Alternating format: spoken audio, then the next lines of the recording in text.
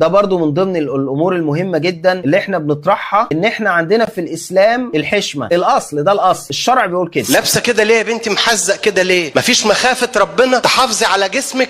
مفيش خوف ربنا؟ دي الموضه وخوف ربنا. داخله الكنيسه بكامل زينتها، قال لها اطلعي بره يا خاطيه، ما تقدريش تخش الكنيسه بخطيتك دي. انا اتحدى اي واحد مسيحي ينزل بس كده يصور في حوش الكنيسه بس كده، شكرا، يصور بس في حوش الكنيسه. هو انتوا ما بتشوفوش الشوارع ولا ايه؟ ام لستم تعلمون انكم هيكل الله؟ هو ده الثمر اللي جايين نقول بيه لربنا، احنا جايبين لك ثمر، نقينا عشان ناتي بثمر اكثر. هو ده الثمر، الخلاعه. في ايه يا جدعان؟ ما عندكم العذراء، ما تلبسوا زيها، بس طبعا كل الاشياء تحل ليه. وقال لك ان الكلام لينا طبعا، ده كلام لحد تاني. احنا لابسين حلو، المحزق ده مش محزق، والضيق ده لا ده مش ضيق، ده هي كده كويس، ده هو بيتكلم على حد تاني. خش شوفوا الافراح بتاعت بنات الكهنه، السيس ولا امس، خش شوفوها هتلاقوا حاجه عار بصراحه. عار ليه؟ ما اصل كل الاشياء تحل ليه، ولكن ليس كل الاشياء طليق. في حاجات يعني ايه بالحب كده ماشيه.